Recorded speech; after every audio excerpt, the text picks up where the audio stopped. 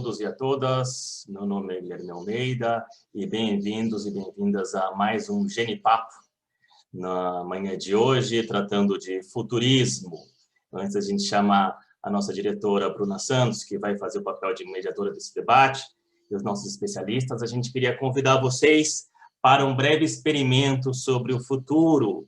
E, para isso, eu queria convidar vocês a responderem algumas perguntas que vão servir para a gente colocar todo mundo já nesse clima e já com essa visão de futuro. A gente sabe que pensar o futuro é uma coisa até já meio antiga, que já existe há algum tempo, mas a gente sabe também que pensar o futuro tem seus desafios. A gente queria que vocês sentissem isso na pele e na cabeça. Então, eu queria que quem tiver aí um telefone celular, uma janela à parte, abra e ou digite menti.com com esse código que vocês vão ver aqui em cima, ou acesse esse código de barras aqui, bidimensional, para a gente fazer algumas perguntas para vocês e a gente sentir o clima dessa sala, o clima dessa turma, como estamos vendo as atividades e a nossa visão para o futuro hoje. Ia pedir para quem já tiver entrado, quem conseguir acessar, coloca um joinha na tela ou escreve alguma coisa no comentário para compartilhar que já está dentro. E, se quiser, pode ir passando para as próximas perguntas, porque aqui a gente vai ter uma rodada de uns 2 minutos para cada pergunta, mas, basicamente, a ideia é tentar enxergar como vocês chegam hoje com relação à visão de futuro. Para isso, a gente escolheu um tema.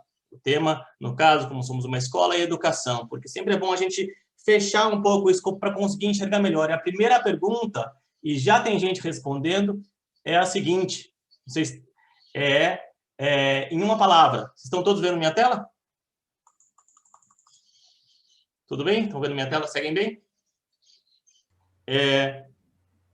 Então, em uma palavra, como será a educação em 2021? Então, quero que vocês tentem trazer o principal conceito, o principal sentimento, a principal visão que vocês têm a respeito do assunto, para a gente enxergar como vocês imaginam que será a educação em 2021. Estamos vendo aqui que a gente já tem respostas como modular, colaborativa, inclusiva. Já temos aí 41 respostas, é um excelente nível de participação. E acho que a gente tem... registrem aí para vocês e para os outros a visão que vocês têm disso, porque o desafio continua. Para além disso, eu acho que é importante que a gente veja também o seguinte: vamos tentar agora passar de uma visão mais primeira resposta, mais automática, para uma visão mais qualitativa, ou mais quantitativa, na verdade. Como vocês acham que a educação será em 2071? Estamos jogando a bola lá para o futuro mesmo, futuro no qual talvez a gente ainda não esteja, a não ser que a singularidade chegue, para enxergar alguns aspectos diferentes com relação à tecnologia, com relação à inclusão, com relação a habilidades, humanidades, ciências. Como vocês enxergam que isso se encaixa? Como vai ser a educação em 2071? Como vocês veem isso e como vocês acham que esses diferentes valores estão retratados? Cada um aí, a escala é de 1 a 5, e discordo totalmente, eu concordo totalmente. Fiquem à vontade para fazer a votação de vocês. Estou vendo que já temos 18 pessoas. Parece que quase ninguém concorda que vai ser mais do mesmo, o que parece bom. Assim, não sei se as salas de aula de hoje são tão diferentes das salas de aula do século XVIII ou XIX. Então, saber que a gente está à beira de uma possível revolução, ou vivendo, talvez sem perceber, é muito legal. Muita gente dizendo que vai ser mais tecnológica, mais inclusiva, e ganhando, por enquanto, mais centrado em habilidades e atitudes. Acho que nesse tempo pós-Wikipedia, a gente descobriu que o conhecimento está aqui, e o que a gente faz com ele é que talvez a gente precise começar a aprender nas escolas. Correndo ali na penúltima posição, mais centrada em humanidades, né? Sempre um desafio manter uma visão aí humanística em tempos tão tecnológicos, mas o desafio é bom. E antes de passar para a próxima pergunta, não, vamos passar para a próxima pergunta, porque a próxima eu acho que aí a gente já trouxe vocês para uma visão inicial de sentimento, passamos para uma visão aqui quantitativa, mas agora vamos ativar a criatividade. Eu quero que vocês visualizem, que vocês descrevam, que vocês usem as palavras para contar para a gente como vai ser a sala de aula do futuro.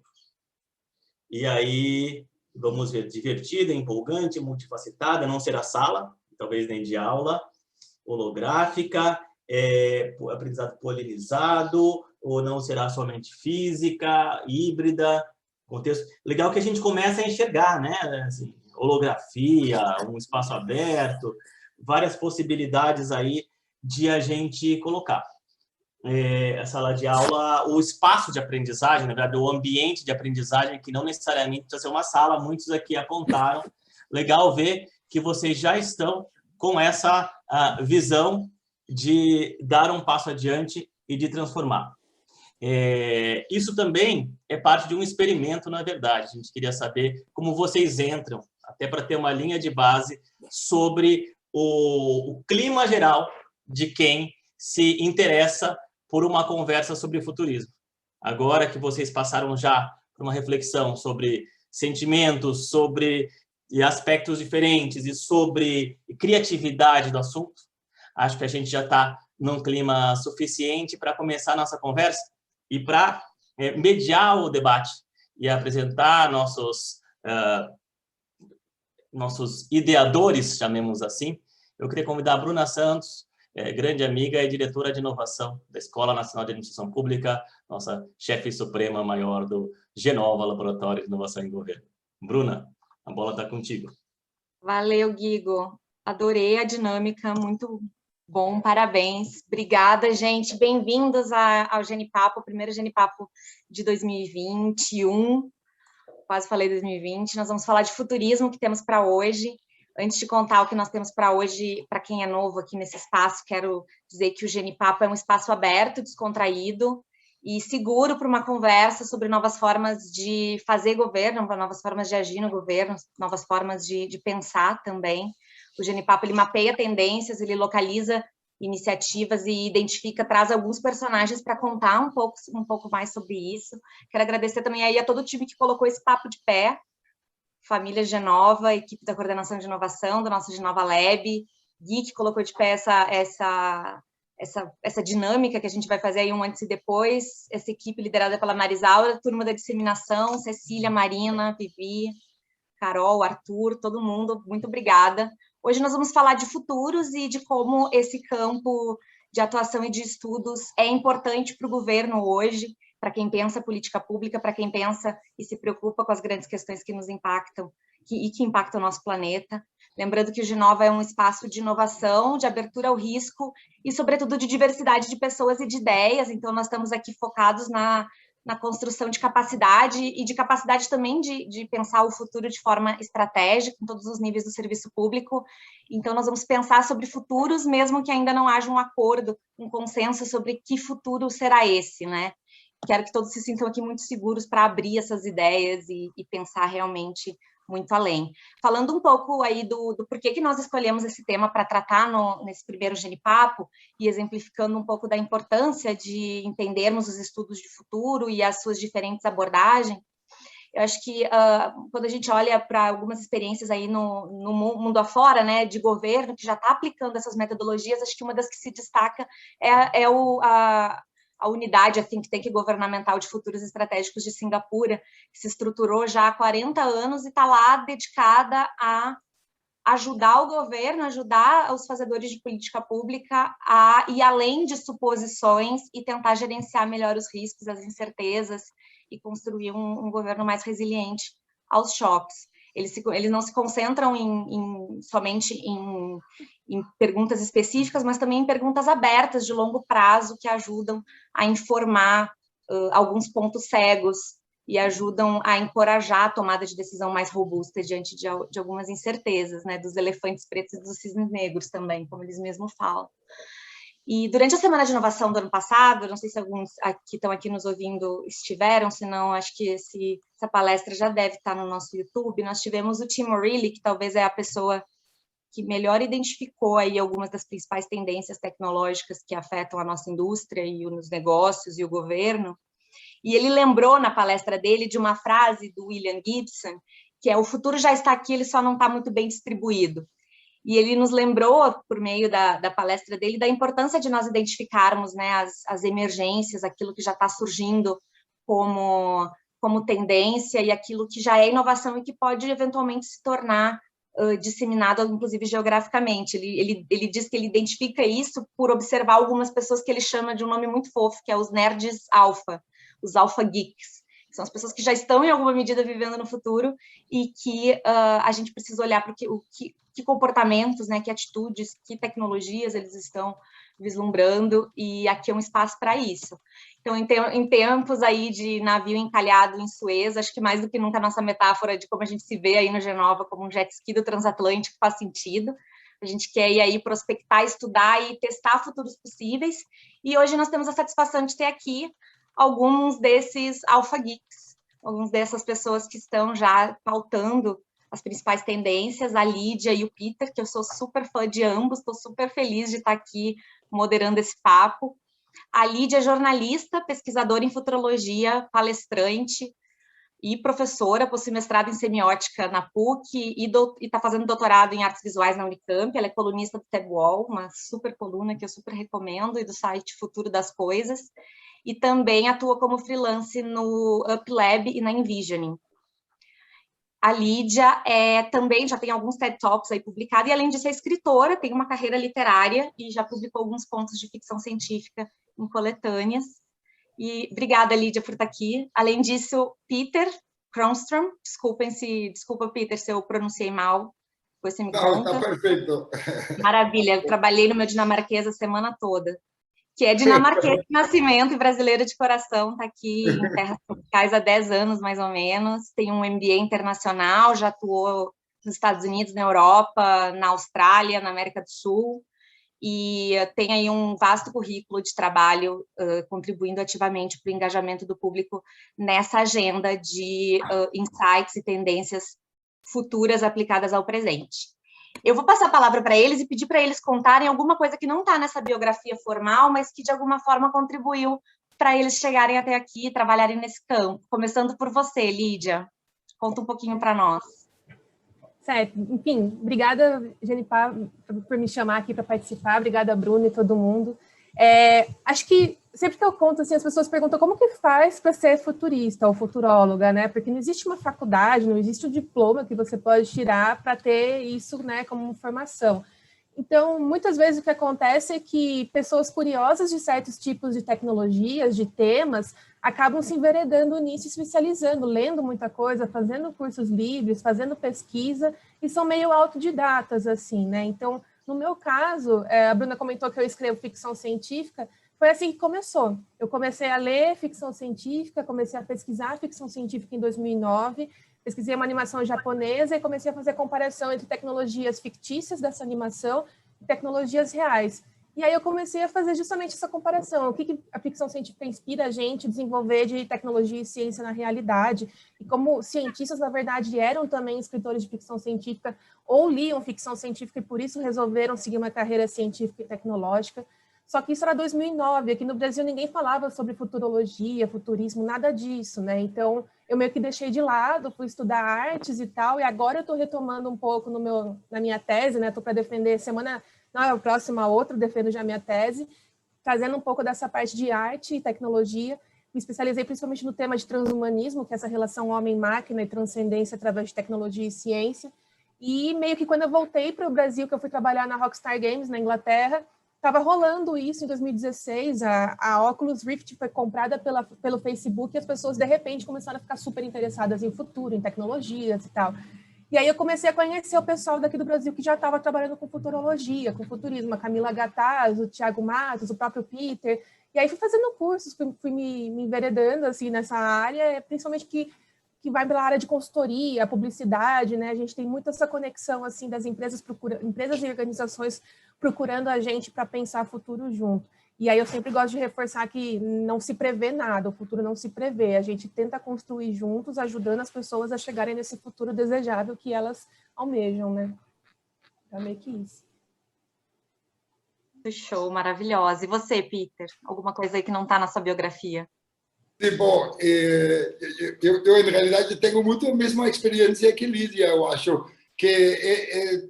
Eu pensou essa pergunta, claro, e eu acho que é muito a ver, porque também muitas pessoas sempre perguntam a mim, Peter, como se faz para ser futurista, etc. E não tenho uma pergunta simples para essa pergunta, né?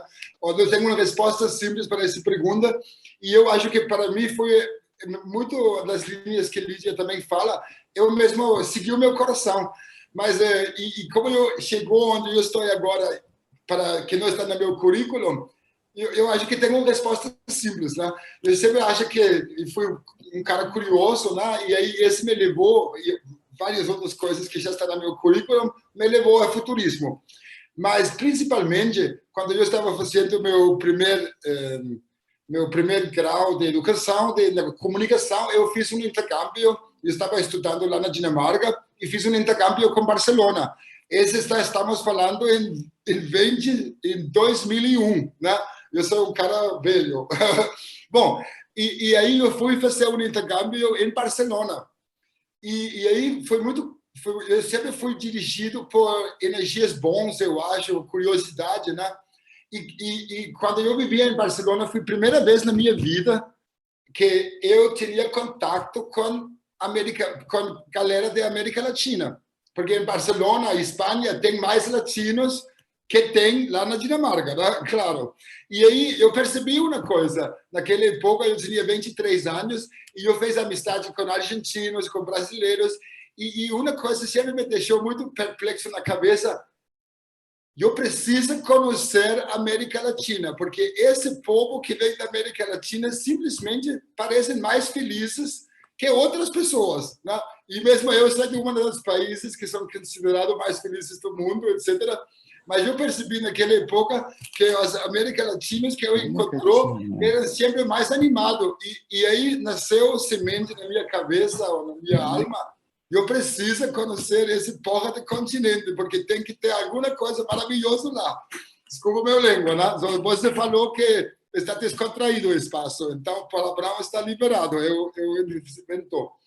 Bom, esse fui aí dormindo, aí eu continuo minha carreira e chegou aos 30 anos, tipo, uns 7 anos depois, aí eu pensei, não, agora vai ser. E aí eu tinha algumas mudanças de carreira em Dinamarca e eu pensei, agora tem que ser. E eu arriscou tudo, renunciou tudo lá na Dinamarca e fui para a Argentina. Melhor decisão que tomei na minha vida e já estou aqui hoje. Então eu acho que foi um pouco por búsqueda de felicidade e curiosidade mesmo, né? Que uma coisa que não está no meu currículo foi esse que eu encontrei uma galera bem mais festiva e bem mais animada, e eu pensei, nossa, eu quero saber por que está assim.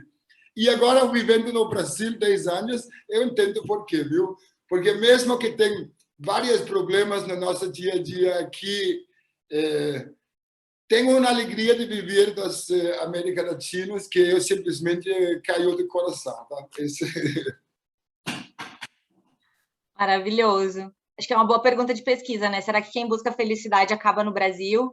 Eu acho que quem busca felicidade acaba no Brasil e no G9, viu, Peter? Acho que você está se aproximando aí desse espaço de felicidade. Bom, eu vou começar com uma pergunta bem simples, mas que eu acho que é bem importante para todo mundo aqui. Como é que vocês definem futurismo? Como é que você define futurismo, Lídia?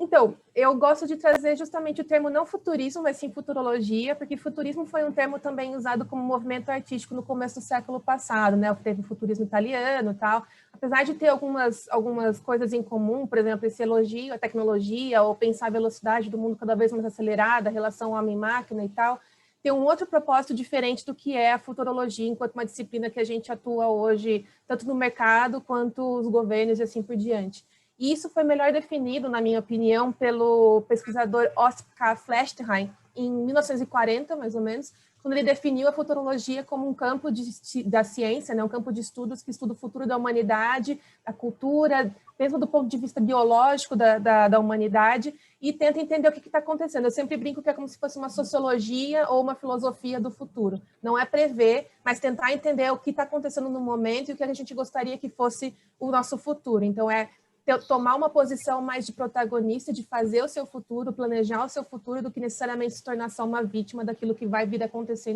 inevitavelmente.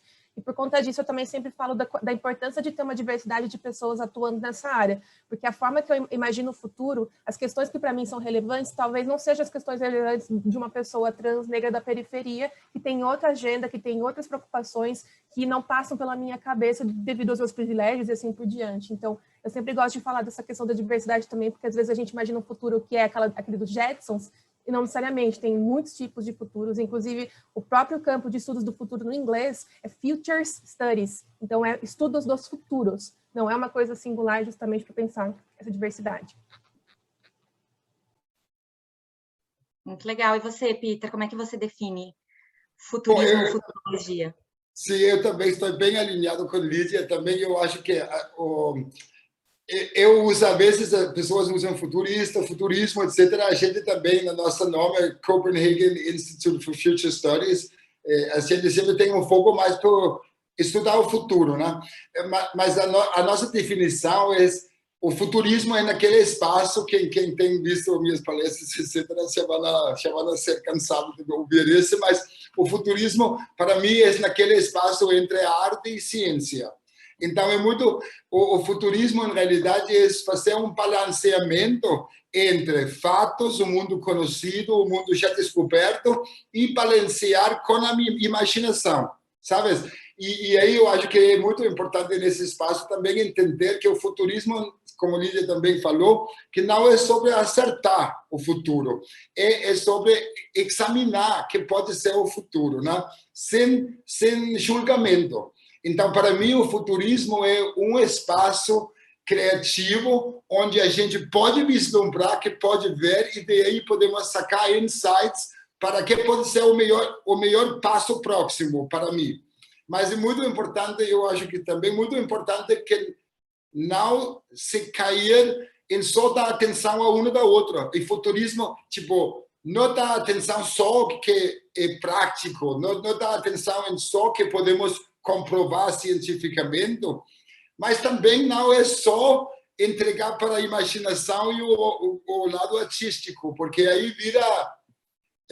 vira uma coisa muito científica que é importante para a arte, mas para mim o futurismo é esse balanceamento entre esses dois, né? Porque, como eu sempre falo, que o Instituto de Copenhagen temos um foco em fazer futurismo pé no chão. Mas pé no chão não precisa que desligamos a imaginação. Então, é esse balanceamento entre o arte e ciência. Muito legal. E a minha próxima pergunta tem a ver com esse equilíbrio que você está falando, né, entre do futurismo pé no chão. E aí é muito bom o lugar de fala de moderadora, porque eu estou no lugar de curiosa, de burra, que eu posso, assim, realmente testar algumas hipóteses, né? Quando a gente olha, né, para esses estudos de futuro, a impressão que dá é que sempre tem essa oscilação entre essas duas linhas mestras, né? Uma que baliza o conceito que está muito quase que numa esfera quantitativa de projeção de cenários baseada em dados, e uma outra que está numa completa abstração, que passa muitas vezes pelo exercício narrativo de contar história, de imaginar, de construir realidades alternativas e de brincar com isso, né?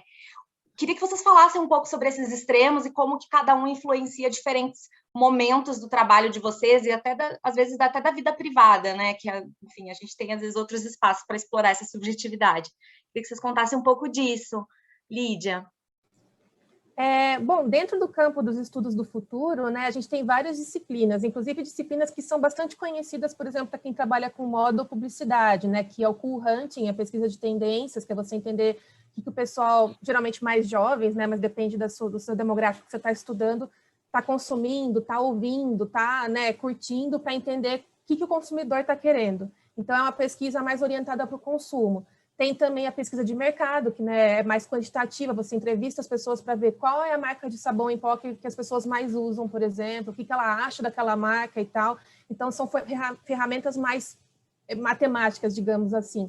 por ser mais matemáticas, elas são mais próximas de um futuro mais próximo, né? Porque elas são mais exatas. Quando a gente pensa em futurologia, a gente pensa justamente nessa combinação que o Peter falou, entre a arte e a ciência. Então, a gente traz referenciais científicos de artigos acadêmicos, de pesquisas científicas e tecnológicas que estão sendo feitas em startups, financiamentos coletivos, e tenta meio que especular o que poderia ser interessante, o que a gente poderia desdobrar disso, por exemplo. Enquanto que você também tem a ficção científica enquanto uma disciplina do campo dos estudos do futuro, apesar de ser, a princípio, uma vertente artística, né? E a ficção científica, justamente por ser artística, ela pensa num futuro muito mais distante e muito menos calcado na ciência e na tecnologia do que necessariamente a futurologia ou os outros campos, né? Mas, mesmo assim, para ser ficção científica, tem que ter um pezinho na ciência e na tecnologia para poder especular essas coisas.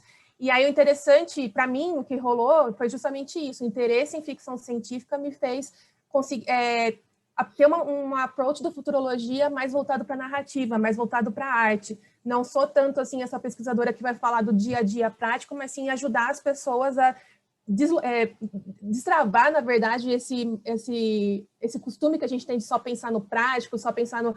O máximo é, tipo, 2, 3 meses à frente. Geralmente, empresas têm muito disso, né? Pensar no máximo próximo semestre e tal. Então, o meu papel enquanto futuróloga é tentar apresentar essas narrativas de ficção científica tanto para destravar essa criatividade, imaginação, e também como ajudar as pessoas leigas a entenderem o que é certos tipos de tecnologia sem necessariamente entrar naquele campo mais árido de ler pesquisas acadêmicas mesmo. Então, eu não preciso explicar por detalhes tecnológicos o que é inteligência artificial. Eu posso falar de um episódio de Black Mirror ou de algum outro filme ou seriado e a pessoa vai entender o que é porque ela já vivenciou aquilo através de uma narrativa. Então, eu vou por esses lados que eu trabalho mais ou menos.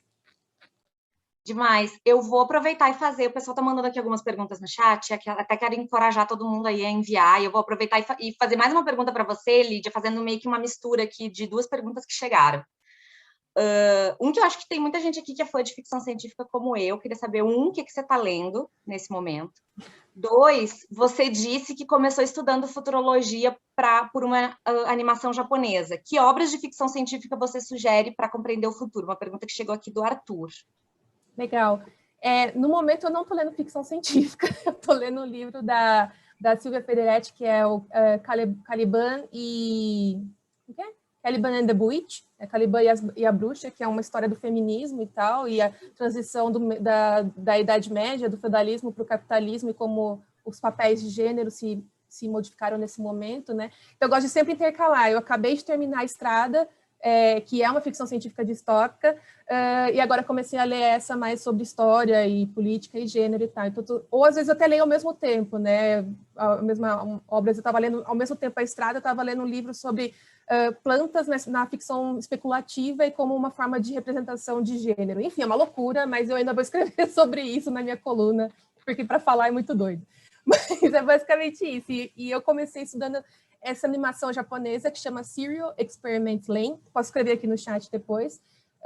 Mas ela tem muita relação com outras obras clássicas. O próprio Neuromancer, que foi quem inaugurou o cyberpunk enquanto gênero, o subgênero da ficção científica, né? O Neuromancer é um livro do William Gibson, que você citou ali no começo na apresentação, né?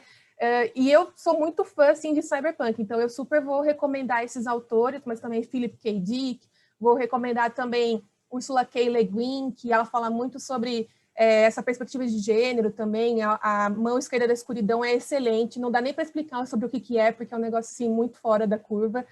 A Octavia Butler também, ela tem livros que ela fala sobre racismo, ou mesmo sobre o fim do mundo, uma recolonização da Terra a partir de seres alienígenas que fazem combinação genética.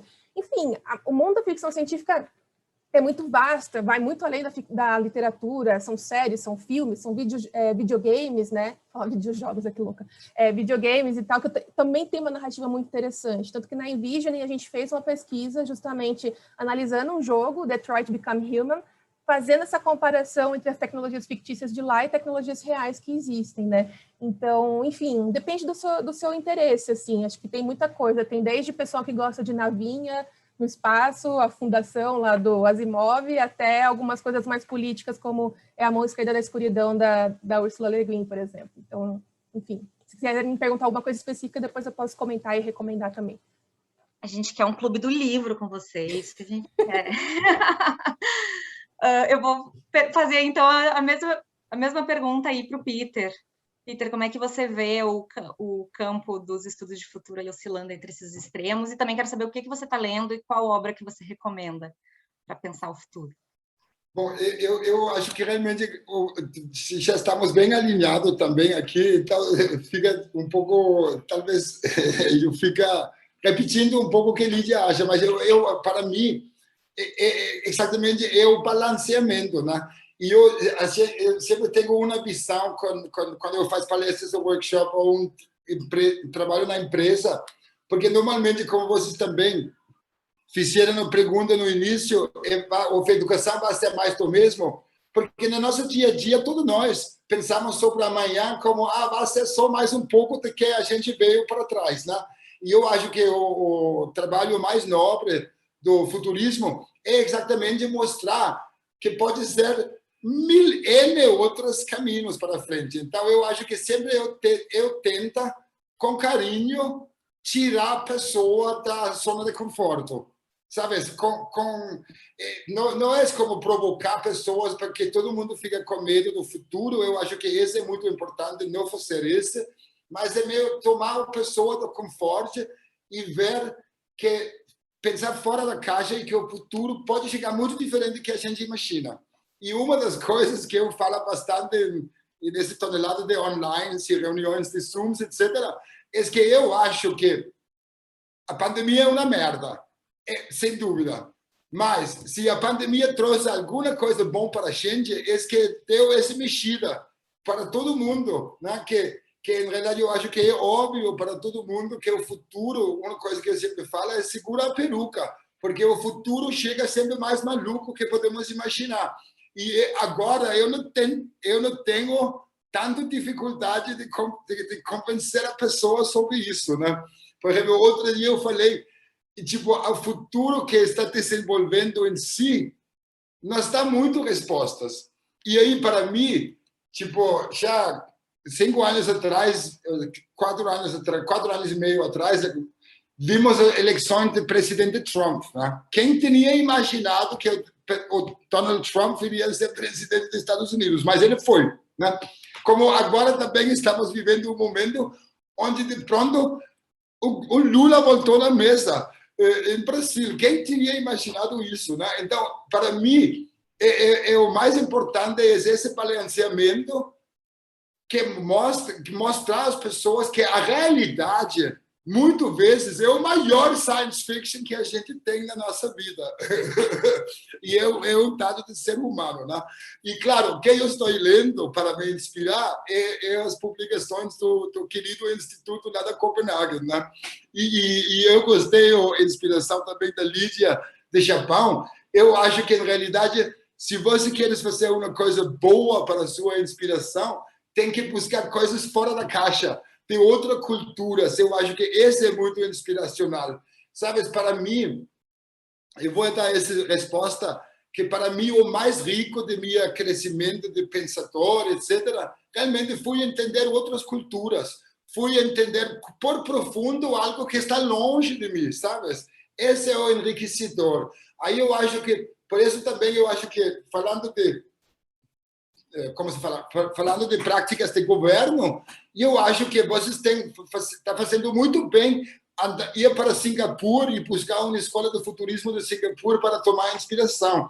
E eu acho que o mais radical diferentes cenários, lugares, fontes de inspiração que a gente consiga ter, mais abre a nossa cabeça, né? Então, eu acho que, para mim, o caminho da inspiração é sempre tentar realmente entender coisas que aparentemente estão mais longe de nós, né? Eu acho que esse é o mais inspirador nesse mesmo momento, né? E claro, se orientar e também que eu acho muito importante para qualquer pessoa que quer fazer inovação é realmente, como digamos, confiar na própria intuição e entender como confiar na minha própria intuição e de que eu consigo pensar coisas que não precisa ter lido em nenhum lugar, mas meio, tipo, deixando louco e vai lá entender coisas que aparentemente é muito longe do meu ponto de vista. Essa vai ser a minha recomendação, eu acho. E, claro, a nossa publicação cenário como o número 1. Desculpa para o marketing aqui. Imagina, tem que ter o jabá. Olha só, eu vou fazer uma pergunta puxando um pouco a nossa prosa aqui para o nosso escopo de inovação e governo, né? E eu acho que uma das fontes de angústia, né, para muitos de nós é que os tempos coexistem, né, na nossa vida. Assim, ao mesmo tempo que a gente, né, enviou o homem para a Lua, a gente está trabalhando, discutindo aqui inteligência artificial, sei lá, quase 50% do Brasil não tem acesso a saneamento básico universal, o planeta ainda carece, ainda enfrenta problemas que são do século XIX, que saem, em alguns casos, quando a gente fala de questões políticas, até o século XVIII.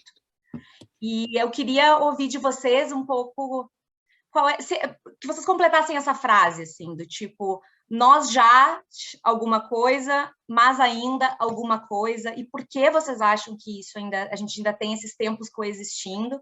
E queria também que vocês comentassem um pouco como é que vocês veem o campo do futurismo apoiando o ramo da inovação em governo. Como é que vocês veem esse link entre futurismo / futurologia, vou pegar aqui 2 palavras que vocês trouxeram, e que já está, acho que, delimitada a diferença, e o da inovação. Me fiz entender? Queria que vocês completassem a frase, então, e fizessem um link aí entre inovação e futurologia. Começa o Peter, então, para depois não ficar... Sim. Isso. Boa. Eu também estava pensando nisso. Mas, eu acho que realmente, hoje, e esse é batido, né? Hoje temos tecnologia na nossa bolsa que é N vezes mais poderoso que a tecnologia que levou a gente à Lua. Eu gosto dessa provocação, Bruna, que você está fazendo, que quando pensamos de quando coisa está por dentro do nosso poder, ainda temos pessoas que morrem de fome. É absurdo. Claro, é absurdo. E fala uma coisa que a gente eu acho que sabemos, que o ser humano é um bicho burro. Desculpa para falar, mas eu acho que esse precisamos reconhecer, né? Que somos burros mesmo, que não conseguimos fazer as coisas direitinho, mesmo que tenhamos todas as ferramentas na nossa mão para fazer as coisas direitinho, e a gente não faz, né? Aí então, por isso, eu sempre falo, e esse também talvez vai vir batido, etc. Por isso, a educação é tão fundamental, viu? E educação para todos. E levantar a sociedade. Para mim, é o único caminho para frente, investir na educação e não só educação de uma elite, mas educação de todo mundo, né? Porque é a única maneira que a gente vai para frente é fazendo invenções, etc. O que eu queria, mesmo que eu queria muito mais que a gente conseguisse ir para a Lua, ir para Marte, mas eu acho importante ir para Marte, fazer uma vacina em um ano para essa porra da corona, também é ótimo, mas eu queria muito que, enquanto a gente fizesse isso, a gente também gastasse a mesma energia para levantar o base, para levantar a base da sociedade.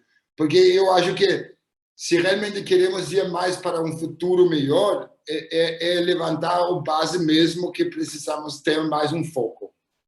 Mesmo que a gente também está com foco em como vamos viver em Marte, né, que precisamos desses malucos para avançar a sociedade, mas é levantar a base. Desculpa, eu me pedi um pouco aqui, você respondeu a pergunta? Não, respondeu sim. Respondeu. Então, eu de novo, eu acho que o desafio, o que eu gosto tanto da América Latina, é que aqui, tipo, não tem esse complexo um pouco de vira-lata, um pouco, mas à mesma hora tem esse negócio do jeitinho brasileiro para passar por barreiras que parece que não conseguimos passar. Eu acho que viver a vida é enfrentar, encarar os desafios que a gente tem e vamos resolver. Aí, com que esse eu queria falar que eu acho que temos que... Eu queria muito as pessoas apranchassem mais para solucionar os problemas que estão à frente de nós, né? Que muitas vezes as pessoas estão mais focadas em chegar a Marte, em vez de colocar saneamento básico para o planeta todo e segurar que o ser humano que vive aqui, não só o ser humano, os animais também ficam felizes. Então, de novo, é o balanceamento entre coisas mega visionárias, mas não esquecer a base. Eu também vou por esse lado, assim, eu estava pensando que você pesquisar, por exemplo, para ir para Marte ou resolver o problema da fome, as coisas acontecem ao mesmo tempo, só que o problema é o quão é interessante para quem tem dinheiro fazer esse tipo de coisa, como resolver o problema da fome, da pobreza, da desigualdade, porque se todo mundo tiver uma vida mais ou menos boa ou balanceada, então não vai existir rico. E a gente é baseado nisso, o capitalismo é baseado nessas diferenças, porque se todo mundo for mais ou menos igual, não tem como eu me diferenciar como 1% mais rico, ou como eu falar que eu tenho uma casa, um carro de tal marca e tal. Então, não é interessante. Isso é abordado pelo autor Aaron Bastani no livro Fully Automated Luxury Communism, que traduzindo seria um comunismo automatizado de luxo. Ele é uma das perspectivas que pensa no futuro, né? A gente fazer, por exemplo, mineração espacial para pegar recursos naturais e não estragar mais a Terra, e ter, assim, com energia limpa também, renda, uma quantidade de riquezas tão grande que todo mundo poderia viver no futuro como os ricos e os milionários de hoje em dia. Só que a gente sabe já que, ao mesmo tempo que existem tantas pesquisas acontecendo, não necessariamente isso vai ser aplicado para as populações. A gente já poderia ter solucionado o problema da sede, da fome, do saneamento básico. Pense, por exemplo, países como Emirados Árabes, como Dubai foi surgindo como uma cidade extremamente tecnológica, extremamente rica no meio do deserto. Eles conseguiram criar uma cidade no meio do deserto. Por quê? Porque tem dinheiro, porque é interessante para eles investir nisso. Então, não quero ficar numa coisa meio conspiração aqui, mas é isso, entendeu? E quando a gente vê, por exemplo, Elon Musk, o pessoal falando aí para Marte, tem um texto muito legal do Douglas Rushkoff, que ele fala sobre the survival of the richest, pegando a referência do Darwin, né, a sobrevivência dos mais fortes, dos mais aptos. No caso, a gente está vendo uma sobrevivência dos mais ricos. Quem tem dinheiro para poder pagar um passe para ir para Marte, quem tem dinheiro para criar um bunker, porque se caso acontecer uma guerra nuclear, ou então quem tem dinheiro para ir para o meio de uma ilha, no meio do nada, durante a pandemia e aproveitar, né? Achei maravilhoso que no Twitter ficou super famoso que o Lenny Kravitz estava aqui no Brasil, no interior do Rio de Janeiro, lá todo musculoso, não sei o que lá, e ao mesmo tempo a gente está aqui no Brasil com mais de 300 mil mortos. Então, não é interessante. É uma questão sobre política, não é sobre dinheiro, não é sobre tecnologia. As coisas estão sendo pesquisadas ao mesmo tempo, mas não é interessante você fazer com que a vida de todo mundo seja boa, porque daí você não tem essa diferenciação. E a gente, enquanto ser humano, eu não penso nem que a gente é burro, eu acho que a gente é muito inteligente, mas a gente é mau caráter, assim, sabe?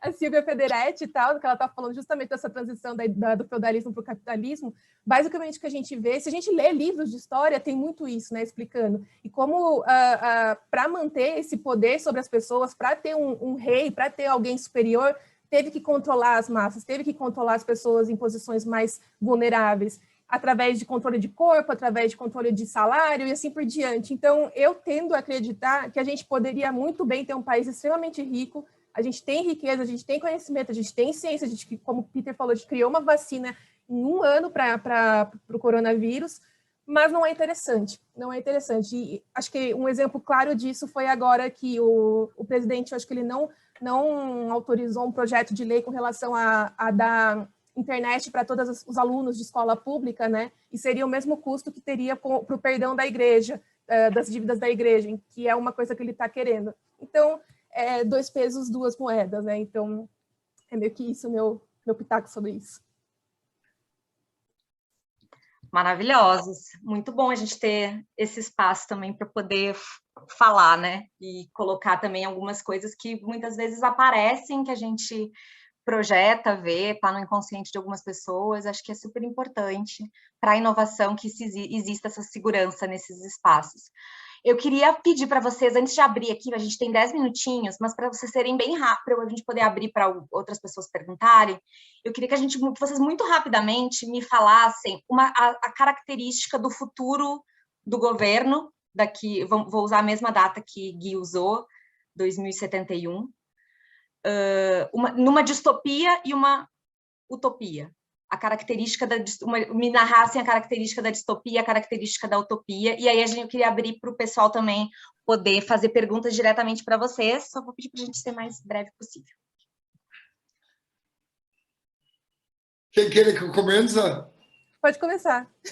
Eu vou começar, mas hoje em dia já estamos tão nervosos também como homem branco para ser cancelado, né? Se eu virar, opa, não, para mim, a distopia, muitas vezes nas minhas cursos e aulas, etc., porque a gente sempre bota duas coisas, né? Educação como essencial para o futuro e outras coisas políticas. E eu sempre começo meus cursos, quando olhamos para cenários futuros, eu falo, esqueça os políticos, porque senão as pessoas só vão jogar toda a culpa nos políticos, né?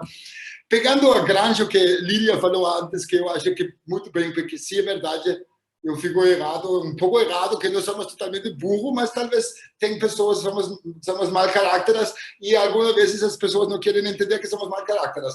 Mas eu acho que muitas vezes um algoritmo, utopia pode ser um algoritmo bem feito, pode ser muito melhor para governar a gente que a gente, né?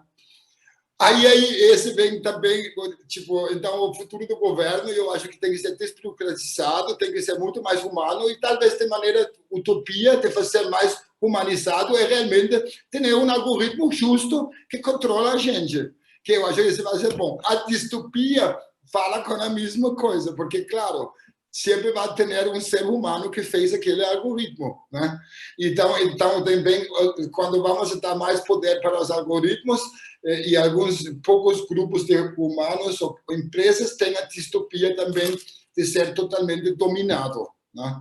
E talvez acabar isso deixar espaço. Então, eu acho que o nosso futuro está no entender o paradoxo, como Lídia também falou um pouco, entender o paradoxo de que é ser humano e de que é nossa vida, né? Aí eu acho esse entre poder ou não a tecnologia, né? Então eu acho que essa é a riqueza de ser humano, que tipo podemos ver os dois lados, né? O utopia e a distopia, mas eu acho que realmente governo mais justo, mais desburocratizado e realmente governos que entregam. E eu acho, bom, você pediu para ser rápido, não é minha fortaleza, né? Para terminar aqui, eu vou dizer que eu acho que eu gostaria muito, dentro do meu próprio próximos vida, ter o resto da minha vida, eu acho que o utopia melhor iria haver alguma liderança global, sabe? E talvez se a pandemia continua por N anos mais, eu acho que vamos conseguir ter mais colaboração entre todos os países do mundo. Eu acho que esse é que a gente precisa, governança mais global, pensando em todo. Porque eu acho, só um comentário, agora eu estou seguindo as notícias da Europa, etc., e daí eles falam que, tipo, eles falam da horror, da corrupção que vemos em alguns países, etc., mas quando chega de segurar vacinas, a Europa está nem aí para o resto do mundo, não? Ninguém está nem aí para o resto do mundo, e talvez a pandemia nos vai ensinar que precisamos estar aí para o resto do mundo, porque não as porras das cepas viram loucos. Bom, foi meu papo aqui. Lídia. Então, eu recentemente tenho lido algumas coisas nesse sentido de não ir nem pela utopia, nem pela distopia, né? Como fã de ficção científica, eu sempre fui aquela pessoa que gosta de ler as distopias e pensar na catástrofe e tal. Até tem alguns autores que defendem isso, como Hans Jonas, ele fala sobre a futurologia comparativa, que é o sentido de você pensar o pior cenário possível, porque aí você pode se preparar para não chegar naquele ponto, ou se chegar, você já pensou nisso, então você vai ter as suas ferramentas para sobreviver. Só que, recentemente, eu entendi uma coisa assim, utopia, na verdade, né, que é um conceito que foi proposto pelo Thomas More, que é o não lugar. E é como se fosse o lugar perfeito em que tudo funciona. Só que quando a gente vê, por exemplo, as grandes distopias da ficção científica do começo do século passado, por exemplo, Admirável Mundo Novo, 1984, Nós, do Zamyatin, são, na verdade, imaginações do futuro de sociedades perfeitas, que funcionam perfeitamente, todo mundo vive uma vida equilibrada, rica, com acesso à saúde, à alimentação e assim por diante, só que não tem direito à liberdade de pensamento, ou não tem liberdade de ir e vir e assim por diante. Então é interessante porque quando foi lançado Admirável Mundo Novo, em 1932, ele foi visto como um livro de distopia. Nossa, que horrível a gente viver num mundo em que a gente é geneticamente manipulado para se encaixar numa casta e servir assim para o resto da vida, né? Só que hoje em dia, quem lê Admirável Mundo Novo pensa, nossa, que incrível, se eu tivesse um remédio como o Soma, que eu tomo e fico feliz e tá tudo bem, porque eu tomo 300 remédios psiquiátricos e nenhum funciona para mim e tem efeitos colaterais absurdos. Então, é muito interessante essa questão de como a utopia de um pode ser a distopia de outro e vice-versa. E aí, como uma outra possibilidade de se pensar isso, tem pesquisadores como o próprio Kevin Kelly, que é um futurista que foi editor da Wired, que fala sobre protopia ou protopia, que seria essa mistura entre distopia e utopia, no sentido de ser as coisas boas e ruins acontecem ao mesmo tempo. Nada é totalmente tão absurdamente ruim, apesar de o Brasil fazer a gente querer acreditar que é, e nem tudo é tão absurdamente incrível, né? E eu gosto muito de uma citação do escritor Eduardo Galeano, que ele fala assim, a utopia é aquilo que está lá no horizonte, e tem que ficar no horizonte, a gente tem que sempre ficar andando, e nunca vai alcançar, porque quando a gente alcança a utopia, é bem capaz que ela se torne uma distopia, porque ela vai falar sobre não mobilidade, sobre aquela coisa fixa, ou seja, chegar nesse ponto que essas distopias acabam falando que é uma utopia para uns, mas vira distopia para outros. Mas, sei lá, não respondi exatamente o cenário que eu imagino, mas eu espero que seja alguma coisa nesse sentido. Ótimo, não, mas o papo continua e vou aproveitar para fazer o jabá, que esse ano a gente tem Semana de Inovação em novembro, de 8 a 11, e o tema vai ser Ousar Transformar. No ano passado, também, como aqui é um espaço, também, como eu falei, de segurança e confiança, posso contar. Nós tentamos fazer uma mesa de autores de ficção científica e também roteiristas para discutir isso e trazer essa perspectiva para o governo. No fim, a gente não conseguiu a confirmação de muitos. Esse ano a gente espera conseguir trazer isso. Eu, pessoalmente, acho que uma das melhores obras para falar de disfunção burocrática, lato sensu, assim, é um filme do Terry Gilliam que chama Brasil, dos anos 80, que eu adoro, acho genial, queria poder assisti-lo e discuti-lo muitas vezes, que é, aliás, acho que está no Netflix, gente, vai para a lista aí também do nosso clube de livro e de filmes, e vou abrir a palavra, certo? Posso abrir a palavra, gente? Cadê Cecília, para alguém que quiser perguntar, para a gente já também iniciar e se direcionar para o fim. Uma pena, gente, o papo está maravilhoso, eu podia ficar aqui a sexta inteira, o happy hour, mais um pouco. Cecília, como eu abro aqui o flow para a gente... Vou abrir a palavra aqui para a Letícia, que está de mão. Letícia? Olá, bom dia. Eu queria perguntar para o Peter e para a Lídia, assim, como é que eles têm visto esse movimento do futurismo, futurologia, e para o governo, né? De que maneira ele pode servir ao governo, orientar políticas, e até perguntar, assim, o que isso se difere do que é tão famoso, assim, no governo como o tal planejamento estratégico, ou estudos estratégicos.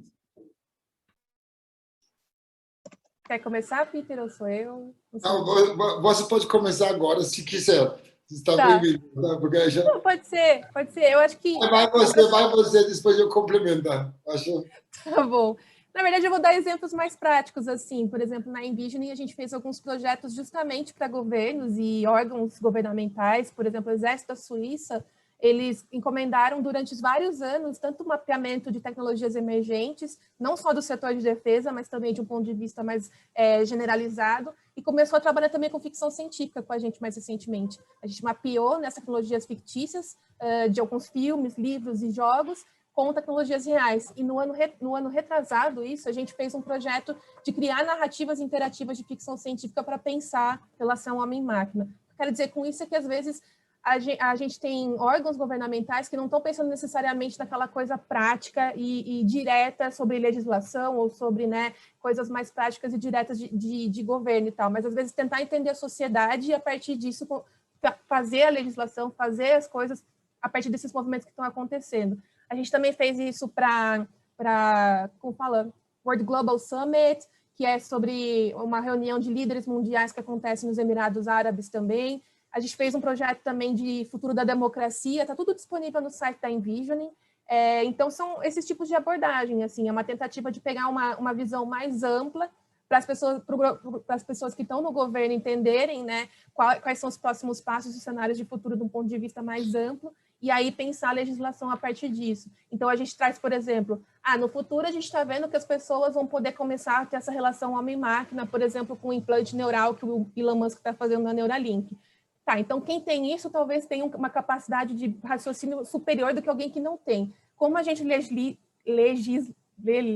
consigo falar, mas como a gente governa desse jeito sem ter tanta desigualdade social no caso, né? Se a gente já tem desigualdade social sem esse implante, né, de ver quem se formou em certas escolas ou não e assim por diante, imagina quando tiver esse tipo de tecnologia.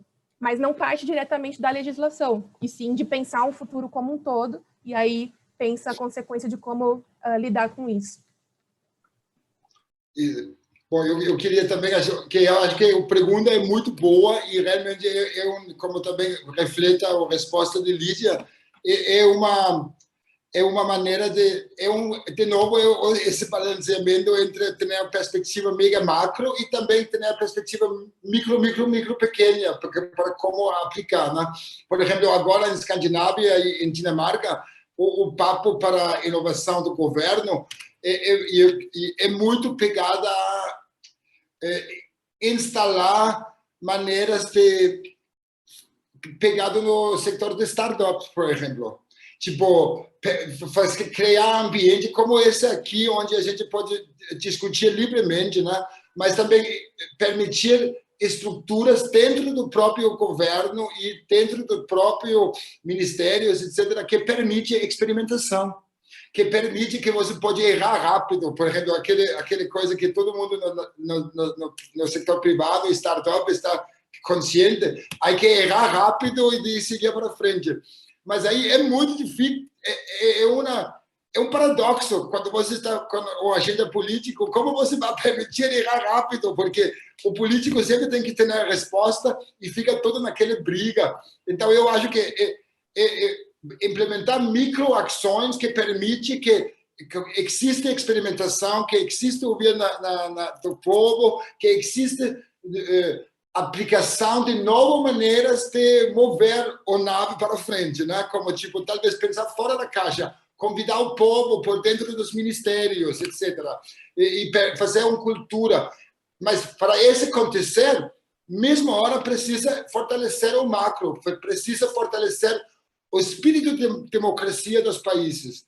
E como se faz isso? Colocar foco na educação, levantar o passe de novo. Então, eu acho que esse cada vez mais experimentar mais, mas como você vai pedir um político admitir que não tem as respostas e precisamos experimentar junto com o povo? É muito difícil, estamos longe desse ainda, né? Mas eu acho que é nesse balanceamento. Show. Eu vou passar para o Klaus e a Sueli fazerem as perguntas, pedir para ser bem breve, por favor. Klaus. Olá, primeiramente, bom dia a todos. A pergunta é um pouco mais para a iniciativa privada, eu trabalho na indústria, enfim, e a pergunta é assim, quando a gente fala em futurologia, futurismo dentro das empresas, é uma coisa fora do normal e é difícil vender isso. A minha pergunta é justamente essa, assim, como vender o peixe da futurologia, né, em empresas necessariamente conservadoras, principalmente aqui no Sul, né, empresários são muito conservadores e estão desconectados, eles ficam pensando muito no faturamento do amanhã, bater a meta desse mês, mas não estão nem aí para os próximos 5 anos. E não é nem por maldade, é porque o negócio precisa render. Enfim, como é que eu vendo, como é que vocês veem se há um case, alguma coisa nesse sentido, de criar um tradutor de futuros dentro da empresa? Porque, assim, às vezes, quem está pensando muito no futuro, ou é o high level da empresa, o C-level, ou é um louco igual eu, que sou analista dentro da empresa, mas eu não consigo transmitir isso para os... Eu tenho contato diretamente, por exemplo, com o conselho da administração, mas eu não posso falar diretamente sobre futurismo, eu preciso transmitir isso de uma forma mais simples. Você tem alguma dica, alguma coisa? Porque está complicado. Obrigado. Passa para você, Sueli, a pergunta, daí a gente vai para as respostas junto, pode ser? Como? Pode ser sim, para eu mandar a pergunta? Isso, qual a sua pergunta? Eu vou dar uma ré na pergunta do Klaus também, estou aqui no Sul também, tá, Klaus? Eu sou carioca, mas estou aqui em Porto Alegre. A minha pergunta é, dando ré, para alcançar um exercício pleno de futurologia, é preciso fazer escolha, então, pelo coletivo e abrir mão do poder? Como assim abrir mão do poder? Abrir mão do poder pelo coletivo, porque o que eu vejo, pelo que eu entendi aqui, eu estou muito iniciando, dando meus primeiros passos para olhar o futurismo, a futurologia, enfim, e o que eu vejo é que é um exercício assim que exige abrir mão de poder em prol do coletivo. Eu não estou conseguindo ver a futurologia como um exercício individual. A aplicação no final é para o coletivo. A gente falou aqui do Elon Musk, de Marte, de foguete, dos Jetsons, que eu amo até hoje, mas é pelo coletivo. Isso é plural, isso não é singular. Então a minha pergunta é só para uma confirmação que eu gostaria, na verdade. Entendi. Quer começar, Peter, ou eu, sei lá? Bom, eu teria para Klaus primeiro, porque eu acho que então posso perguntar, eu estou com uma resposta aqui que eu iria dizer que eu acho que nunca antes estamos vivendo nesse momento mais luxuoso para os futuristas. Então, Klaus, eu acho que é muito bom momento de mostrar dentro da empresa, mostrar, olha, se a gente não tem pensado em plano A, B, C, D, E, vários planos. Várias empresas estão falindo agora porque não se está conseguindo se virar nesse momento.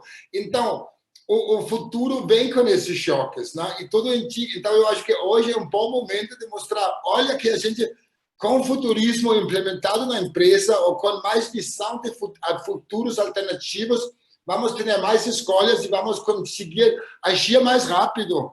E isso vai falar direto para o bolso dos líderes da empresa, porque eu acho que nesse momento todo mundo está vendo que pode ter acontecimentos que destroem nosso negócio um dia para outro, e aí a gente precisa nos virar.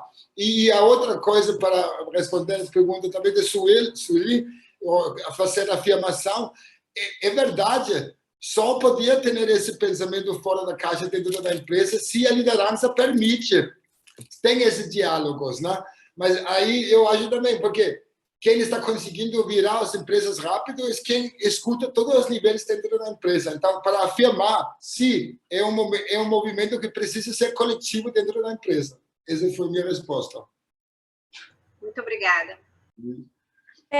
Bom, eu diria que também o que o Peter falou, o momento atual é um momento ótimo para a gente falar sobre futurologia por conta desse entremeado mesmo que a gente tem entre tecnologia e ciência no nosso dia a dia, né? Nunca se falou tanto de ciência, assim, aí eu devo falar essa palavra, nunca se falou, mas, né, a gente falou muito sobre ciência no ano passado justamente por conta da pandemia, né? A gente acompanha um dos principais influencers que se tornou no ano passado foi o Átila, né, que é um biólogo falando de ciência. Então, é mais fácil a gente trazer essa conversa, né, para a roda, mesmo nos espaços de empresas privadas, mas, por outro lado, eu também tenho essa dificuldade, às vezes, de levar a conversa para um outro passo. Aqui nessa discussão, a gente está levando para um outro passo. Geralmente, quando a gente vai falar com as empresas, a gente tem que pegar lá do comecinho, pegar com a mão, explicar tudo. Às vezes, não é vender futurologia, não é vender futurismo, é falar planejamento estratégico, mas é um cavalo de Troia para depois levar lá dentro os conceitos de futurismo e aí introduzindo aos poucos.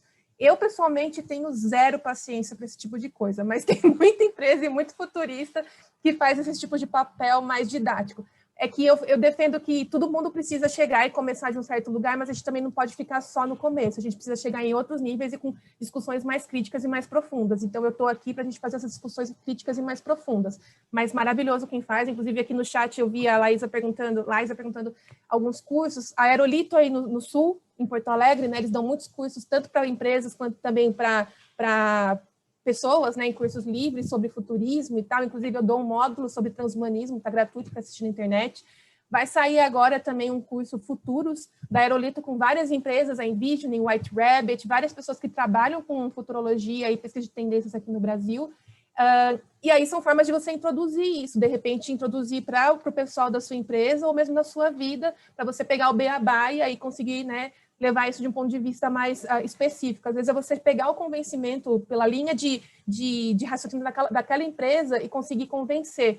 Então, teve momentos que eu fiz reuniões com empresas grandes aqui do Brasil e com pessoas que têm que lideram o setor de inovação, por exemplo. E aí eles já acham que eles são super inovadores e tal. E o que eu cheguei já falando é, tipo, inovação de verdade não acontece em empresas grandes, acontece em startups e depois as startups são compradas pelas empresas grandes. E a pessoa às vezes não quer ouvir Então, tem isso. É uma luta que você tem que fazer o tempo todo. Às vezes, você não vai fechar job por conta disso, mas é uma luta. E aí, com relação à pergunta da Sueli, eu li recentemente um livro dois livros, na verdade.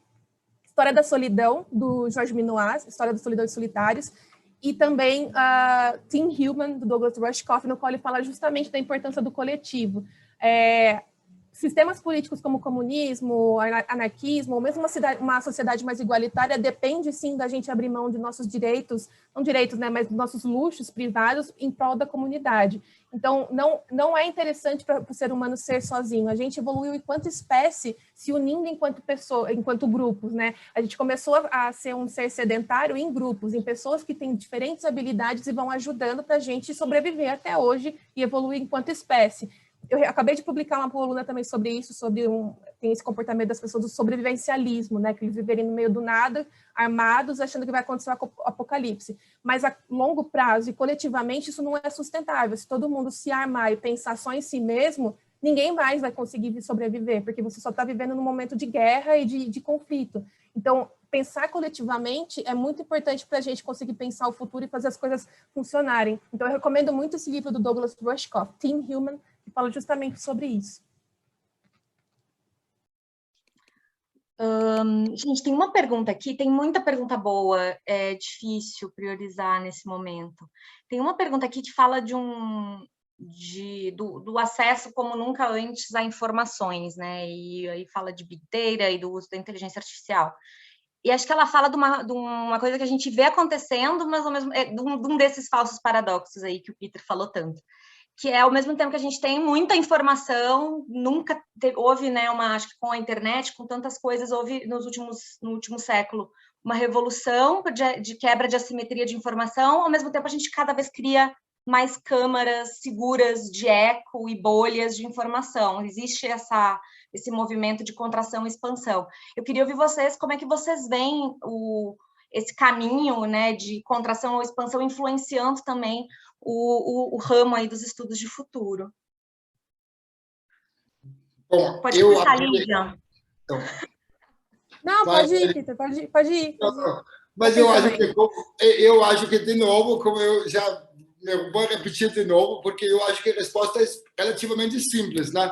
Levantar o base, educação, porque realmente estamos vendo, e de novo, o desenvolvimento do nosso futuro está mostrando para todo mundo agora que o fake news é um mega problema, que já sabemos isso faz anos, mas como que você fala aí também, eu concordo que vai ser um dos maiores problemas dos próximos 10 anos, tipo, tirar as pessoas das bolhas e segurar que temos algum bom senso, colocar um foco na educação, e eu sempre falo isso. Quando chegou o Google, etc., tinha futuristas que falaram no futuro não vai precisar mais universidades. Universidades Harvard, Universidade de Copenhague, USP, mas não vão ter futuro, porque Google vão ter tudo aí para a galera. E graças a Deus, hoje já vemos que realmente a única saída desse merda que está causado pelo fake news é a educação. Então, nunca antes a educação mesmo, é tão importante fortalecer.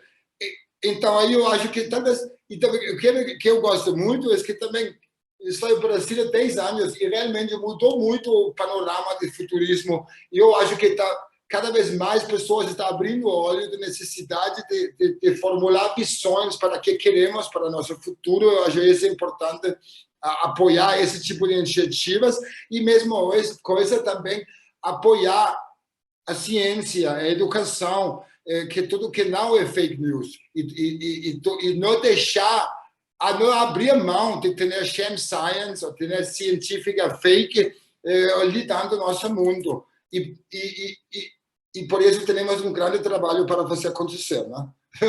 Eu acho esse é essencial, que cada vez mais incentivar mais pessoas em pensar no futuro e ter esse debate. Por isso, não podemos colocar a democracia na terra. Precisamos realmente fazer todo, lutar para a democracia, porque a razão de cada... Eu acho, chutando, que todos nós que estamos aqui hoje, a razão que estamos aqui, tendo esse debate nesse espaço online, é por causa que tínhamos o luxo e privilégio de ser nascido numa época que a gente cresceu em democracias livres, né? E esse, eu acho que o mais importante tarefa frente a nós agora é lutar pelo conhecimento e democracia. Eu vou meio na linha também do Peter, né? Inclusive comentando que no ano passado, em dezembro, a Unesco fez um evento internacional online de Futures Literacy, que seria, né, a alfabetização, aprendizagem de futuros. Então, passando para as pessoas a importância de pensar o futuro como uma aptidão mesmo, como, sei lá, saber fazer conta, saber ler, sabe? Uma coisa que todo mundo precisa ter. E existem, inclusive, organizações como a Teach the Future, que justamente fala sobre como inserir o futuro como uma disciplina para se pensar na escola.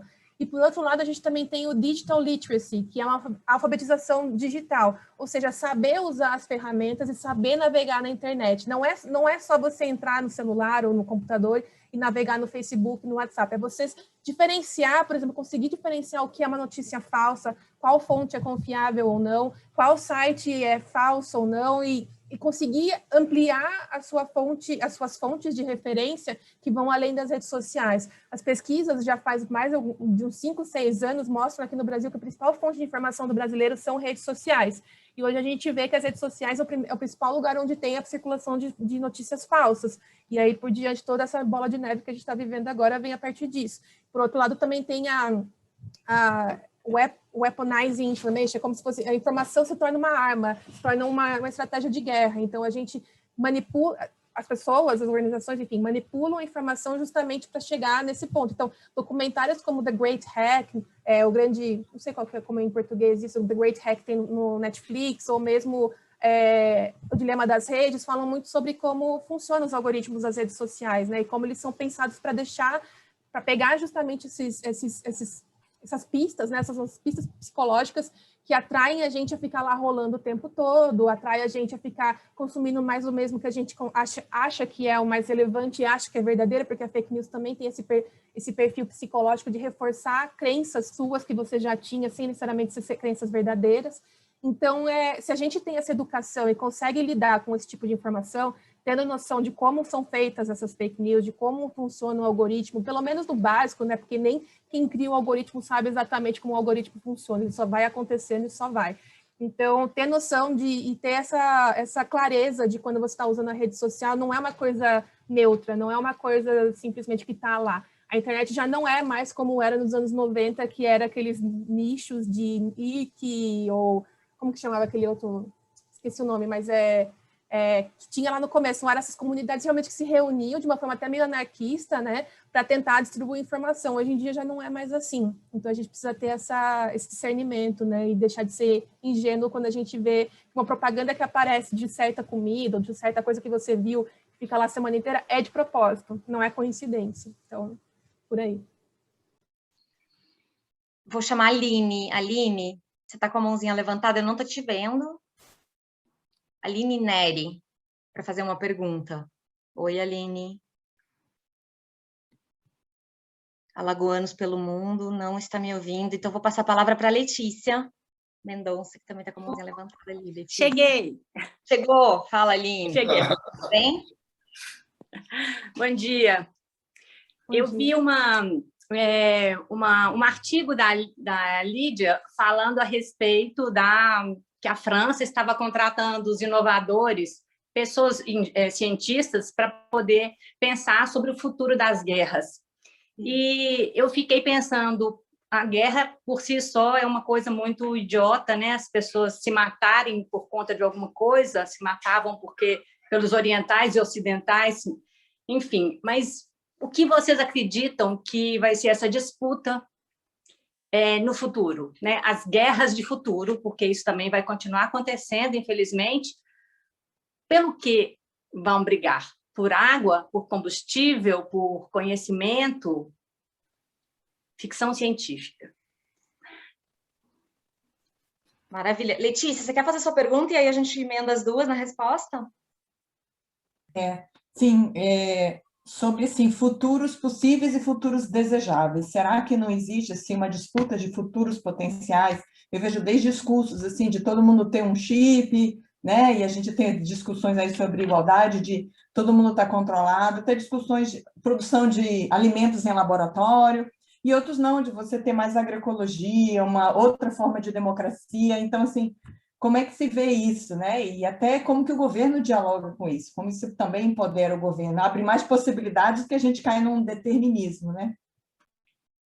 Sim, acho que dá para responder rapidinho essa pergunta da Letícia, porque algumas semanas atrás eu moderei um painel pela Envision no World Futures Day, no dia 1º de março, que já chamava justamente Decolonizing Futures. Então, é descolonizar os futuros, tanto no sentido de trazer outras perspectivas de futuro que não seja essa de ter todo mundo chip, de todo mundo morar em Marte, mas, de repente, voltar a morar, sei lá, no campo e conseguir fazer essa perspectiva mais de agroecologia, como você estava falando. E aí eu trouxe pesquisadores que estudam ficção científica e também futurismo para justamente falar sobre outras perspectivas de futuro decoloniais. Então, daqui a pouco eu posso colar aqui o link no YouTube que tem lá, só que está em inglês. Então, não sei se todo mundo tem facilidade.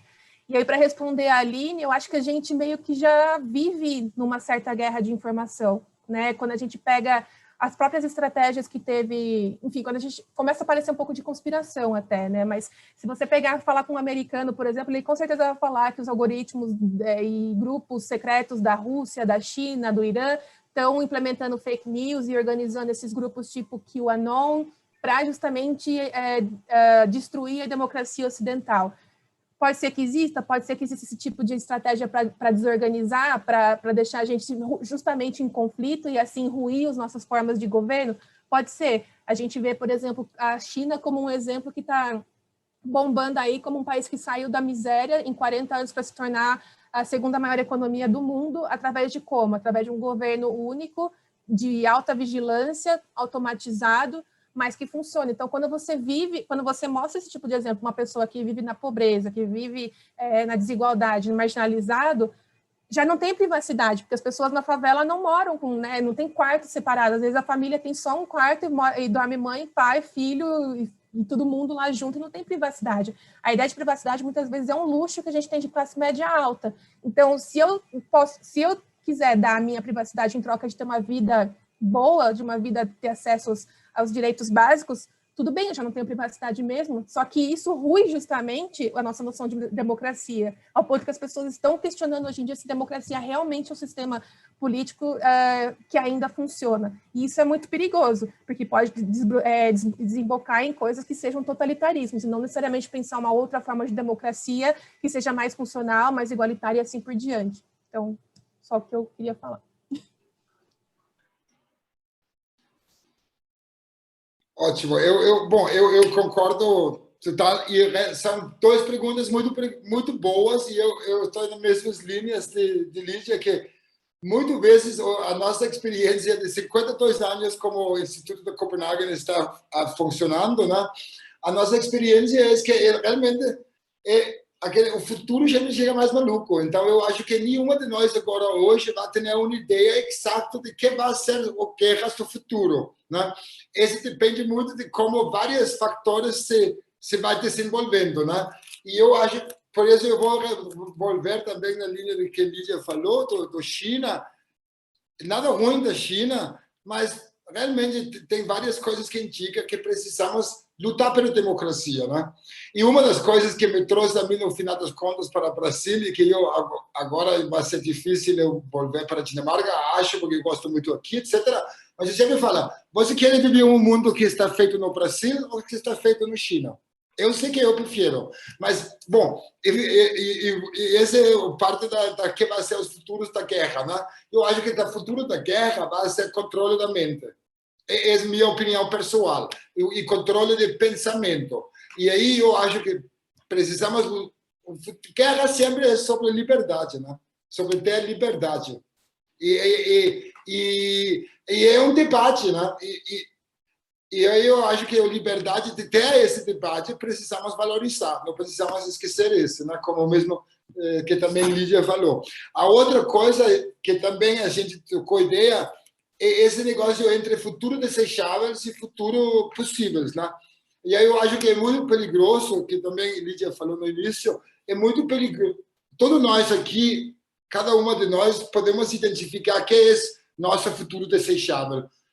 mas é muito difícil fazer isso no nível, até o nível de um grupo de amigos, porque o futuro desejável de um grupo de amigos pode ser muito diferente. Então, eu acho que, por isso eu confio bastante, talvez, no algoritmos mais que muitas pessoas. Eu não tenho tanto medo da tecnologia, etc., e dos algoritmos, porque eu acho que o ser humano, tipo, podemos fazer um debate de como chegar para o futuro sem julgar que é correto e errado. Eu acho que é muito, muito importante o papel do governo é tirar um pouco esse julgamento e tentar ter alguns direitos humanos como básicos, sabe? Por isso eu acho que foco nas instituições e foco no debate livre. Nunca foi tão importante, né? E nesse eu aposto mais no Brasil que na China. Pronto, falei. Max Zuckerberg também. Galera, o papo está maravilhoso, acho que todo mundo concorda comigo. O Gui postou aqui o link para o certificado e também anotações e referências que vieram aí do chat. Acho que a gente pode fazer também um sprint aí de 20 minutos para organizar o tantão de referência boa que rolou por aqui. Já temos um curso pronto, com a bibliografia pronta aí, quase para pensar esse assunto. Gosto de perguntas abertas e gosto de conversas abertas também, então vamos manter esse papo aberto e vamos seguir a conversa. Eu queria agradecer de novo vocês dois, todo mundo que fez perguntas aqui. Peter, Lídia, já disse o quão fã eu sou do trabalho de vocês e o quão seguidor eu sou de tudo que vocês escrevem e falam aí sobre o tema. Verdadeiros talentos, jovens, brilhos das suas gerações aí. Muito obrigada. E vou voltar para o Gui fazer a nossa... Não sei se vocês querem dar alguma palavrinha aí final, Lídia e Peter, e depois passo a palavra para o Gui para a gente fechar a nossa dinâmica de antes e depois aí também, de como vocês entraram e saíram. Obrigada, gente, de coração, e até o próximo Genipapo. Valeu. Queremos, não, Lídia? Eu acho, não?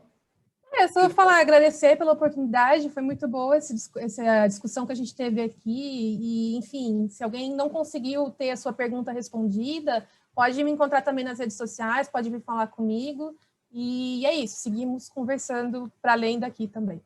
Obrigada. Sim, eu também falo muito obrigado pelo convite, né? E já faz várias vezes e espero que logo vamos ter a próxima evento no Maravilha da Brasília, que eu gosto muito, né? E a gente já tinha o evento de vocês lá na ENAP, né? Foi sempre um grande prazer para mim participar e pode contar comigo futuramente. E dois minha equipe aqui, Fernando e Wallace, também estão na chat e eles estão colocando nossos links, etc. E só quero agradecer também e falar que estamos disponíveis para quem quer. E alguém perguntou do cursos, aí eu queria falar também que estamos com parceria muito grande também com o Senai Federal, que siga nossos canais e eu tenho certeza que vai sair vários cursos de várias maneiras. E eu estou feliz também ver, junto com a Lídia, ver esse interesse em nosso futuro, que realmente durante os últimos 10 anos só cresceu, não só no Brasil, mas no mundo inteiro, e precisamos sempre sair lutando para nossos direitos, né? E esse, bom, obrigado. Conta Galera, comigo. vamos... E por amor de Deus, de pronto eu quero uma reunião ao vivo que podemos intercambiar fluidos corporais de novo. Por amor de Deus, eu não aguento mais minha casa. Bom, enfim, pronto, eu falei. Gente, vamos, para se sentir um pouquinho mais perto, vamos ligar a câmera, quem quiser, puder, para a gente bater uma foto aí do grupo. Esqueci de falar isso também. Vamos lá, todos sorrindo. Vamos botar um coração, sentir um pouquinho mais perto.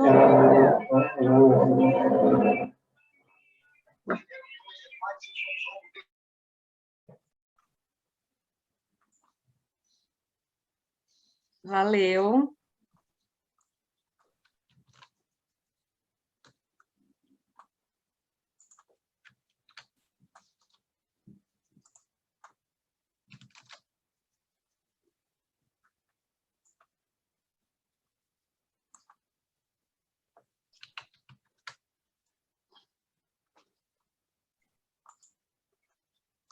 E com você, para encerrarmos.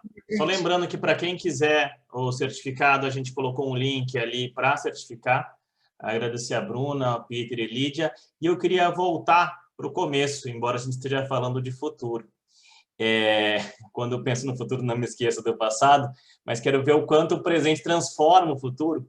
Então, até como experimento, eu queria convidar todos vocês a gente fazer exatamente a mesma dinâmica que a gente fez agora há pouco, que é responder as mesmas perguntas que a gente fez para ver o quanto essa conversa aqui mudou a nossa visão, a nossa perspectiva e quantas pequenas coisas do presente mudam a nossa realidade. Então, meu pedido, convite e sugestão é que quem quiser e puder, entre de novo no Menti.com, no código 3077047, ou que escaneie aqui e que responda exatamente as mesmas perguntas. Ou seja, o que a educação, como será a educação em 2071, os níveis dela, né, quantitativos, e como será a sala de aula em 2071. Quem tiver interesse também em receber as respostas coletivas, avisa aqui no chat, que a gente vai ter prazer de compartilhar com vocês, vamos analisar também para a gente, e aí, dependendo dos resultados, a gente vai ter aí a satisfação de compartilhar também nas redes os aprendizados desse experimento. Vai lembrar que a gente é um laboratório, a gente gosta e faz questão de, sempre que possível, fazer experimentos, porque a gente acha que a gente descobre e aprende na prática, empiricamente, experimentando, testando hipóteses. Esse Genipapo também foi uma hipótese, uma grande hipótese de que trazer uma discussão forte sobre o que pode ser o futuro e como ver o futuro transforma como as pessoas veem o futuro. E essa resposta aqui pode ajudar a gente a enxergar isso. Então, menti.com, 3077047, ou escaneiem aqui. Vamos ver o que a gente já tem. Depois a gente compara um com o outro e a gente vê. A gente tem a Bruna no futuro, que a educação será a Bruna, eu ver aqui. Isso aí fui eu no automático digitando errado, Gui, que sempre a primeira pergunta é meu nome, daí eu olhei... Bruna, você é o futuro. Pegar o telefone, é um formulário, entendeu? Inovadora, reduz a desigualdade, acho que a gente começa a ter elementos aqui de cooperação, dinamismo, pelo menos a inspiração aqui está cada vez mais forte, embora a gente tenha desigual também. A gente sabe que livre, colaborativo, inovador, autodidata, humano e aberto virarão grandes tendências em rede, né? Porque, queira ou não, estamos em rede já e acho que estaremos ainda mais enredados nesse futuro. De 49 pessoas, tivemos 39 e 40 e subindo respostas. Quando chegar no 42, que é a resposta para a questão fundamental da vida, do universo e tudo mais, a gente passa para o próximo. Então, aí tem mais tempo, mais 41 e 40 aí. Olha, mais uma. Alguém, inclusive, a melhor futurismo internacional, humano, espiritual. Perfeito. Agora, vamos ver como estamos de qualitativo. Mas o mesmo subiu. Centrado em humanidades cresceu. Inclusive, a gente percebeu que talvez não seja tanto uma realidade. Acho que a gente começa a ter aí distinções um pouco maiores. Personalizada caiu um pouco. Humanidades e tecnologia empatando. Vamos deixar subir um pouquinho para ver as respostas das pessoas. E com isso, acho que a gente pode, só para dar uma palhinha, obviamente cada um pode seguir no seu ritmo, fique à vontade para compartilhar, mas ver como será a sala de aula em 2071. 12 respostas já espalhada para todos, dicotômica, 6 salas, como já vinha falando antes, híbrida, distribuída, cooperativa, diversificada culturalmente, personalizada, colaborativa, aberta e inclusiva, tecnológica, diversa e colaborativa. Acho que tem muita coisa aqui para a gente refletir, mas, felizmente, a gente tem um futuro inteiro pela frente, enquanto houver futuro. Espero que continue existindo. Gente, mais uma vez, muito obrigado a todo mundo.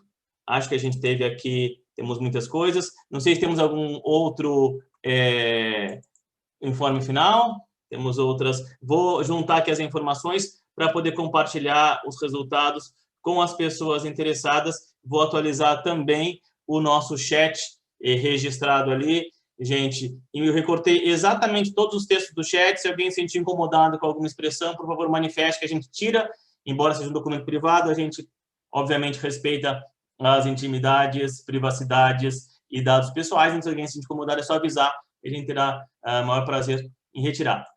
Isso posto, sigam nossas atividades, confiram a gente no Instagram, YouTube, redes, e é um prazer estar com vocês sempre. Gente, obrigado por mais um GeniPapo.